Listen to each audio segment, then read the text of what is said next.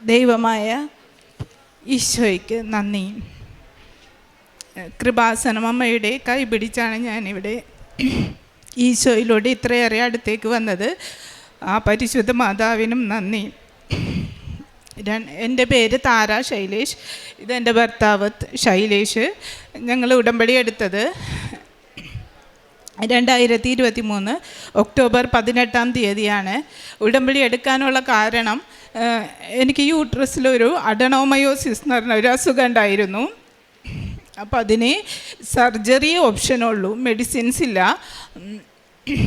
അതിനൊരു സർജറിക്ക് ഞാൻ വില്ലിങ് ആയിരുന്നില്ല. മാനസികമായിട്ട് എനിക്ക് കുറച്ച് എന്നുവെച്ചാൽ കുട്ടികളൊക്കെ ചെറുതാണ്, അതുകൊണ്ട് ഞാൻ വില്ലിങ് ആയിരുന്നില്ല. അപ്പോൾ എൻ്റെ വിഷമം കണ്ടപ്പോൾ എൻ്റെ അനുജത്തിയാണ് പറഞ്ഞത് കൃപാസനത്തെക്കുറിച്ചും ഉടമ്പടിയെക്കുറിച്ചുമൊക്കെ. ഞാൻ ഉടമ്പടി എടുക്കുന്നതിന് മുന്നേ തന്നെ അവൾ പറഞ്ഞിട്ട് പ്രാർത്ഥനകളൊക്കെ പ്രാർത്ഥിക്കായിരുന്നു. അങ്ങനെ ഞങ്ങൾ 2023 ഒക്ടോബർ 18 ഇവിടെ വന്ന് ഉടമ്പടി എടുത്തു. ഉടമ്പടി എടുക്കാൻ വന്നപ്പം എനിക്ക് ആദ്യമായിട്ട് എന്നുവെച്ചാൽ ആകെ ഒരു അമ്പരപ്പായിരുന്നു ഇവിടെ വന്നപ്പോൾ. അപ്പോൾ ഞാൻ ഈ ടോക്കണൊക്കെ കൊടുക്കായിരുന്നില്ലേ, ആ ടോക്കണൊക്കെ കൊടുക്കുമ്പം ഞാൻ ബാക്കിലോട്ട് മാറി നിന്ന് എനിക്ക് വേണ്ട, ടോക്കൺ എടുക്കേണ്ട, എനിക്ക് പേടിയാണെന്നും പറഞ്ഞിട്ടായിരുന്നു. പക്ഷേ ആ സിസ്റ്റർ എന്നെ വിളിച്ചിട്ട് ടോക്കൺ എടുക്കാൻ പറഞ്ഞു. എനിക്ക് കിട്ടിയത് മാതാവിനെ തന്നെയാണ്. ആദ്യമായിട്ടാണ് ഞാനൊരു മാതാവിനെ കയ്യിൽ പിടിക്കുന്നത്. അപ്പോൾ ഒത്തിരി സന്തോഷമായിരുന്നു. അതുപോലെ തന്നെ ഉടമ്പടി എടുത്ത് 3 മാസം തികയണേക്ക് മുന്നേ തന്നെ ഞാൻ സ്കാൻ ചെയ്യാൻ പോയി. സ്കാൻ ചെയ്യാൻ പോണതിൻ്റെ തലേ ദിവസം കിടന്നുറങ്ങായിരുന്നു. അപ്പോൾ രാത്രി 12 മണിയായപ്പം ഒരു നല്ലൊരു സ്മെല്ല്, അതായത് പനിനീർപ്പൂവിൻ്റെ സ്മെല്ല്. പനിനീർപ്പൂവ് എന്ന് പറഞ്ഞാൽ ഒത്തിരി നല്ലൊരു 1000 പനിനീർപ്പൂക്കൾ കുത്തി വന്നൊരു സ്മെല്ല്. പെട്ടെന്നാണ് ഉറക്കത്തിൽ നിന്ന് എണീറ്റ് ഞാൻ, അയ്യോ മാതാവ് വന്നതാണ്, നല്ല സ്മെല്ല് വന്നിട്ടുണ്ടല്ലോ എന്ന്. ഒന്നുകൂടി ഞാൻ ശ്വാസം വലിച്ചു, ഒന്നുകൂടി കിട്ടി. 2 നിമിഷം ഉണ്ടായിരുന്നുള്ളൂ. ഏട്ടനെ വിളിക്കാൻ നോക്കിയപ്പോഴേക്കും സ്മെല്ല് പോയി. അങ്ങനെ ഒരു സുഗന്ധാഭിഷേകം നന്നായിട്ട് എനിക്കുണ്ടായി. പിറ്റേ ദിവസം നേരം വെളുത്ത് സ്കാനിങ് ടേബിളിൽ സ്കാൻ ചെയ്യാൻ പോയി. സ്കാനിങ് ടേബിളിൽ ഇരിക്കുമ്പം കാശ് രൂപം മുറുക്കെ പിടിച്ചാണ് സ്കാൻ ചെയ്യാൻ കിടക്കണത്. സ്കാനിങ് കഴിഞ്ഞപ്പം ഡോക്ടർ പറഞ്ഞു തൻ്റെ യൂട്രസ് പഴയ സൈസ് തന്നെയാണ് ഇപ്പോഴും, ഒന്നും ചെയ്യണ്ട, അധികം പെയിനുമില്ല, ബ്ലീഡിങ്ങും ഒന്നും ഇല്ലാത്തത് കൊണ്ട് ഇങ്ങനെ തന്നെ പോട്ടെ, സർജറി വേണ്ട എന്ന് തന്നെ പറഞ്ഞു. ഞാൻ മാതാവിനോട് നിയോഗം വെച്ച് പ്രാർത്ഥിച്ചത് എൻ്റെ രോഗം മാറണം എന്നായിരുന്നില്ല, സർജറി ഒഴിവാക്കി തരണം എന്നായിരുന്നു. അതുപോലെ തന്നെ മാതാവ് സർജറി ഒഴിവാക്കി തന്ന് ഞങ്ങൾ അനുഗ്രഹിച്ചു. ആ അനുഗ്രഹത്തിന് 1000 നന്ദി. പിന്നെ ഈ കാശ് രൂപം കൈ പിടിച്ചാണ് ഞാൻ എവിടെയും പോണത്. അങ്ങനെ പോകുമ്പം 3 പ്രാവശ്യം ഈ കാശ് രൂപം എൻ്റെ കയ്യിലിരുന്ന് വിറച്ചായിരുന്നു. എന്നുവെച്ചാൽ 3 ദുരന്തങ്ങൾ ഞങ്ങൾക്ക് ഉണ്ടായി ജീവിതത്തിൽ. ഒന്ന്, ഏട്ടന് ആക്സിഡൻ്റ് ഉണ്ടായി. ആക്സിഡൻ്റ് ഉണ്ടാവണതിന് 2-3 ദിവസം മുന്നേ ഈ കയ്യിലിരുന്നത് ഇങ്ങനെ വൈബ്രേറ്റ്, ഇങ്ങനെ അമർത്തി പിടിച്ചാണ് ഞാൻ പോണത്. അങ്ങനെ പോകുമ്പം കയ്യിലിരുന്നത് നന്നായിട്ട് വൈബ്രേറ്റ് ചെയ്തു.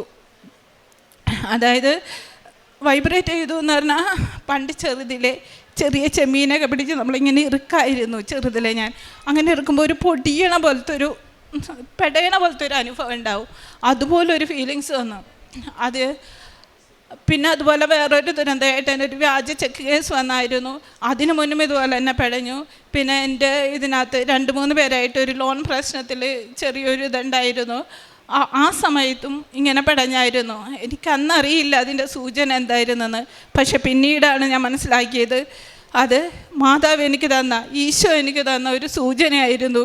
നിനക്ക് ദുരന്തം വരുന്നുണ്ട്, പ്രാർത്ഥിക്കണം എന്നുള്ള ഒരു സൂചന. അങ്ങനെ മാതാവ് അടയാളങ്ങൾ കൊണ്ട് ഞങ്ങൾ ഒത്തിരിയേറെ അനുഗ്രഹിച്ചിട്ടുണ്ട്. മെഴുകുതിരിയിലും കത്തുന്ന തിരിയിലൊക്കെ അടയാളങ്ങൾ കണ്ട് ഒരുപാട് അടയാളങ്ങൾ തന്ന് ഞങ്ങൾ അനുഗ്രഹിച്ചിട്ടുണ്ട്. പിന്നെ ഞാൻ രണ്ടാമത് വെച്ചിരുന്നത് ഞങ്ങളുടെ കടബാധ്യതകളെക്കുറിച്ചായിരുന്നു. കടബാധ്യതകളിൽ ഉടമ്പടി എടുത്ത് 2023 ഒക്ടോബർ 18 ഉടമ്പടി എടുത്തു. ഫെബ്രുവരിയിൽ തന്നെ, പിന്നത്തെ കൊല്ലം ഫെബ്രുവരിയിൽ തന്നെ ഞങ്ങൾക്ക് 5 ലക്ഷത്തിൻ്റെ ലോണ് ക്ലോസ് ചെയ്യാൻ കഴിഞ്ഞു. അതുപോലെ തന്നെ ഗോൾഡ് ലോണും അങ്ങനെ അതും ഇതൊക്കെ ആയിട്ട് ഒരു 8 ലക്ഷത്തോളം കടബാധ്യതകളുണ്ടായിരുന്നു. അത് തീർത്ത് തന്ന്. പിന്നെ ഇപ്പം ഞാൻ നിയോഗത്തിലൊന്നും വെച്ചിരുന്നില്ല എന്നാളിൽ. ഇപ്പോൾ കഴിഞ്ഞ നവംബറിൽ പുതുക്കിയപ്പം നിയോഗത്തിൽ വെച്ചായിരുന്നു 15 ലക്ഷത്തിൻ്റെ ഒരു ഭവന വായ്പയുണ്ട്. ആ ലോൺ ക്ലോസ് ചെയ്താൽ ആധാരം കൊണ്ടുവന്ന് ഞാൻ സാക്ഷ്യം പറഞ്ഞേക്കാം. മാർച്ച് മാസത്തിനുള്ളിൽ തന്നെ ലോൺ ക്ലോസ് ചെയ്യണം എന്നായിരുന്നു ഞാൻ പ്രാർത്ഥിച്ചായിരുന്നത്. അതുപോലെ തന്നെ ഞാനിത് ആധാരം കൊണ്ടുവന്ന് സാക്ഷ്യം പറഞ്ഞിട്ടുണ്ട്. മാർച്ച് മാസത്തിൽ തന്നെ ഞങ്ങൾക്കത് എടുക്കാൻ കഴിഞ്ഞു. എങ്ങനെയാണെന്ന് വെച്ചാൽ ഞങ്ങൾക്ക് 2023 ഒക്ടോബർ 18 ഇവിടെ വന്ന് ഉടമ്പടി എടുത്തതിന് ശേഷം ഏട്ടന് നല്ല നല്ല കൺസ്ട്രക്ഷൻ ഫീൽഡിലാണ് വർക്ക്. നല്ല നല്ല വർക്കുകൾ കിട്ടി, നല്ല നല്ല ലാഭങ്ങളൊക്കെ കിട്ടി. അങ്ങനെ ഞങ്ങൾക്ക് ഒത്തിരി അനുഗ്രഹങ്ങൾ, വീട്ടിൽ ഐശ്വര്യം നിറഞ്ഞിരിക്കുകയാണ്. ഇപ്പോൾ സമാധാനവും ഐശ്വര്യവും എല്ലാം എൻ്റെ ഈശോയും മാതാവും ഞങ്ങൾക്ക് തന്ന് അനുഗ്രഹിച്ചു കൊണ്ടിരിക്കുകയാണ്. ഇതൊക്കെയാണ് എൻ്റെ സാക്ഷ്യം. പിന്നെ ഒരു ആക്സിഡൻ്റ് ഉണ്ടായിരുന്നു, അതിനെക്കുറിച്ച് ഏട്ടൻ പറയും. ഈശോനും മാതാവിനും നന്ദി. ഞാൻ ഒരു കോൺട്രാക്ടറാണ്. ഞാൻ സൈറ്റിൽ നിന്ന് വരുന്ന വഴിക്ക് ഒരു കാറുകാരൻ എൻ്റെ ബൈക്കിൻ്റെ പുറകിൽ വന്നിടിച്ചു, എന്നെ തെറിച്ചു. 1 മീറ്ററോളം ഞാൻ ഇറങ്ങി. എൻ്റെ ശരീരം മൊത്തം തൊലിയെല്ലാം പോയി. ദൈവത്തിൻ്റെ ഭാഗ്യത്തിനാൽ, ഈശോൻ്റെയും മാതാവിൻ്റെയും ഭാഗ്യത്തിനാൽ എൻ്റെ ഒടിവും ചതവൊന്നും ഉണ്ടായില്ല. ഈ വണ്ടി നിർത്താതെ പോയി. ഞാൻ എനിക്ക് നോക്കിയപ്പോൾ ആ സ്ഥലത്ത് ഒന്നുമേ കാണുന്നില്ല. നേരെ അവിടെ നിന്ന് വരുന്ന ചേട്ടന്മാരാണ് എന്നോട് പറഞ്ഞത്, ഈ കാറ് അവിടെ ഒരു വളവിൽ പോയി ഒരു തെങ്ങും മരടിച്ചു, അവർക്ക് ഫുള്ളായിട്ട് വണ്ടി തകർന്നെന്ന്. അങ്ങനെ അവർക്കും ഒന്നും പറ്റിയില്ല. വണ്ടികൾ 2 തകർന്നു. വണ്ടി തകർന്നെങ്കിലും ആളുകൾ കണ്ടാൽ പറയും ഇവരൊന്നും ജീവിച്ചിരിപ്പില്ലെന്ന് ഓർക്കും. അതുപോലെ ആയിരുന്നു. അതിൽ നിന്ന് ഞങ്ങൾ അത്ഭുതമായി രക്ഷപ്പെടുത്ത ഈശോവിനും മാതാവിനും കോടാനുകോടി നന്ദി. പിന്നെ പറയാനുള്ളത്, എനിക്കൊരു 9 വർഷമായി ഒരു പ്രൊജക്റ്റിൽ നിന്ന് കിട്ടേണ്ട 1.5 ലക്ഷം രൂപയുണ്ടായിരുന്നു. അത് ഞങ്ങൾ ഡെയിലി വൈകിട്ട് ഞങ്ങൾ വീട്ടിൽ പ്രാർത്ഥനകളും കാലത്തെ ഡെയിലി ബ്രെഡും എല്ലാം ഞങ്ങൾ കേൾക്കുമായിരുന്നു. അതിൻ്റെ പ്രാർത്ഥനയിലൂടെ ആ 1.5 ലക്ഷം രൂപ അവർ ഞങ്ങളെ വിളിച്ചു തന്നു. ഇതാണ് എനിക്ക് പറയാനുള്ള സാക്ഷ്യം. പ്രേക്ഷിത പ്രവർത്തനങ്ങളായിട്ട് ഞങ്ങൾ ചെയ്തായിരുന്നത്, എല്ലാ മാസവും ഇവിടെ വന്ന് കറക്റ്റ് പത്രം വാങ്ങിക്കും. അത് ആസ്പത്രികളിലും ഒക്കെ പോയി, ആസ്പത്രികളിലും പറവൂര് ടൗണിലൊക്കെ നടന്ന് കൊടുക്കായിരുന്നു. ആസ്പത്രികളിൽ ചെല്ലുമ്പം രോഗികളെ കണ്ട് സംസാരിച്ച് അവരുടെ സങ്കടങ്ങളൊക്കെ കേട്ട് അവർക്ക് മെഡിസിൻ വാങ്ങിക്കാനോ ഫുഡ് വാങ്ങിക്കാനൊക്കെ ഉള്ള ക്യാഷുകളൊക്കെ കൊടുത്ത് അങ്ങനെ സഹായിക്കായിരുന്നു. പിന്നെ ചെയ്ത് ഓരോ രോഗികൾക്കും ക്യാഷ് ഇട്ട് കൊടുക്കുമായിരുന്നു. പിന്നെ പൊതിച്ചോറ് കൊടുക്കും.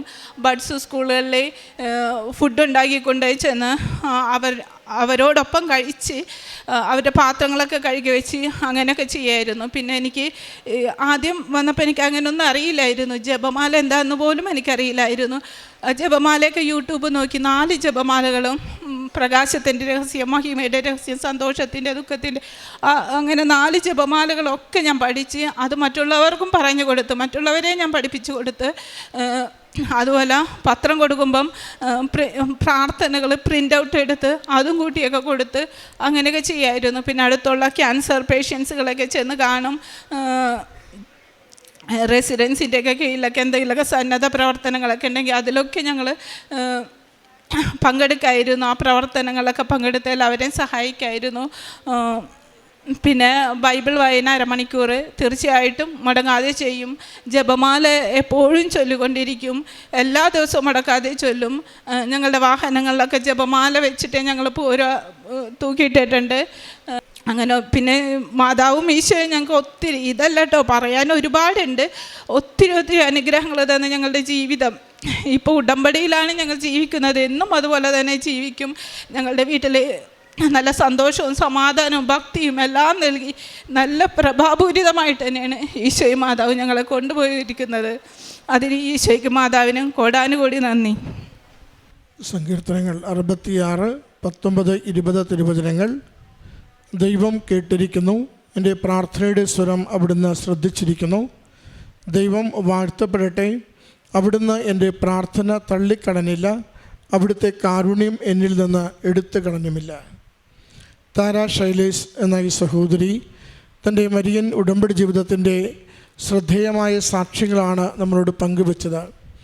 ഉടമ്പടി 9 തവണ പുതുക്കിയ മകൾക്കും ജീവിത പങ്കാളിക്കും അമ്മ മാതാവിൻ്റെ തിരുനടയിൽ നന്ദിയോടും സന്തോഷത്തോടും കൂടി ആത്മീയ അനുഭവങ്ങളിലൂടെ ജീവിതത്തിൽ വരുവാൻ പോകുന്ന പല കാര്യങ്ങളും അമ്മ മുൻകൂട്ടി അറിയിച്ചു കൊടുക്കുകയും ജീവിതത്തെ ക്രമപ്പെടുത്തുവാനും ഒരിക്കൽ പോലും ചഞ്ചലപ്പെടാതെ നിരാശയിലടിപ്പെടാതെ പ്രത്യാശയോടുകൂടി ജീവിതം മുന്നോട്ട് നയിക്കുവാൻ ഏത് ക്ലേശത്തിൻ്റെ സമയത്തും ഈ കുടുംബത്തിന് അമ്മയും ഈശോയും നൽകിയ സംരക്ഷണത്തെ പ്രത്യേകമായിട്ട് ഈ അൾത്താരയിൽ സാക്ഷ്യപ്പെടുത്തുന്നുണ്ട്.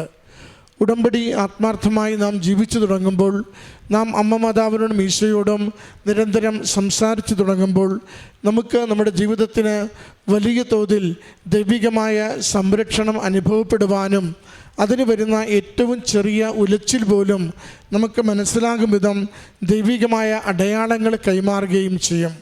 അതാണ് സഹോദരി സൂചിപ്പിച്ചത്. പലതവണ കയ്യിലിരുന്ന കാശുരൂപം, ഉടമ്പടി കാശുരൂപം അത് മീൻ പിടയുന്നത് പോലെ വല്ലാതെ ഉലയുന്നത് ഞാൻ ശ്രദ്ധിച്ചിരുന്നു.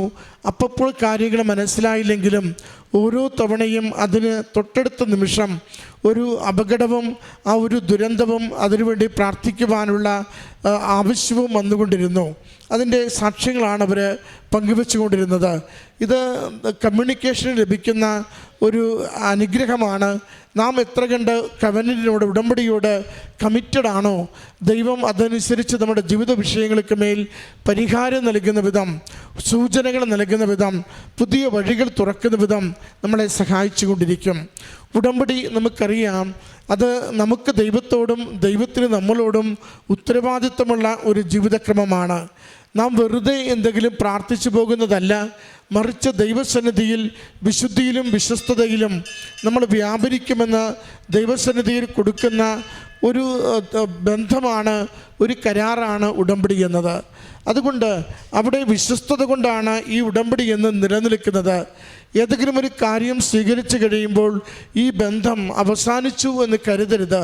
പലപ്പോഴും നമ്മൾ കാര്യം നേടാൻ വേണ്ടി മാത്രം ഉടമ്പടിയിൽ ജീവിതം തുടങ്ങുകയും കാര്യം നേടിക്കഴിയുമ്പോൾ നമ്മൾ ഉടമ്പടി അവസാനിപ്പിക്കുകയും ചെയ്യുന്നു.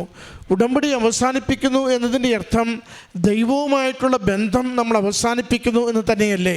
ഉടമ്പടി അവസാനിപ്പിക്കുന്നു, ഇനി പുതുക്കുന്നില്ല, മുന്നോട്ട് പോകുന്നില്ല എന്ന് പറയുമ്പോൾ ആ നിമിഷം വരെ നമുക്ക് കിട്ടിയിരുന്ന ദൈവിക സംരക്ഷണത്തിൽ നിന്നും നാം അറിഞ്ഞുകൊണ്ട് ബോധപൂർവം പിന്നോട്ട് മാറുന്നു എന്നൊരർത്ഥമില്ലേ? അതുകൊണ്ട് ഉടമ്പടിയിൽ ജീവിക്കുക എന്നത് ദൈവികമായ സംരക്ഷണത്തിൽ നമ്മുടെ ജീവിതത്തിൻ്റെ എല്ലാ സാഹചര്യങ്ങളെയും പൂർണ്ണമായി ഏൽപ്പിച്ചു കൊടുക്കുന്നു എന്ന് തന്നെയാണ്. സഹോദരി സൂചിപ്പിച്ചു, ആധാരവുമായി അമ്മയുടെ അരികിൽ മാർച്ച് മാസം സാക്ഷ്യപ്പെടുത്തണമെന്ന് ആഗ്രഹിച്ചാണ് നിയോഗം സമർപ്പിച്ചത്. അമ്മ അത് അനുവദിച്ചു കൊടുത്തു. വാഹന അപകടമുണ്ടായപ്പോൾ ആ വാഹനത്തിൽ സഞ്ചരിച്ചവരാരും ജീവനോടെ കാണില്ല എന്ന രീതിയിൽ വാഹനങ്ങൾക്ക് വളരെ ഗുരുതരമായ ഡാമേജാണ് സംഭവിച്ചത്.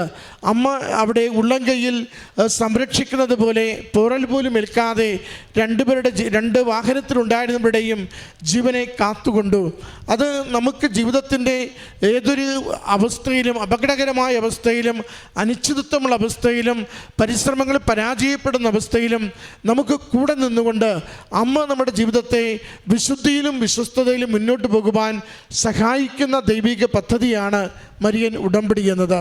അതുകൊണ്ട് സമയച്ചുരുക്കത്തിൽ അനുഗ്രഹം കിട്ടുമ്പോൾ വേഗത്തിൽ ദൈവത്തെ ഉപേക്ഷിക്കുകയല്ല, കൂടുതൽ എളിമയോടെ സ്നേഹത്തോടെ ആ ദൈവബന്ധം തുടർന്നുകൊണ്ട് ദൈവനാമത്തെ മഹത്വപ്പെടുത്തി മറ്റുള്ളവർക്ക് നന്മ ചെയ്യുവാൻ സന്നദ്ധത കൂടുകയാണ് വേണ്ടത്.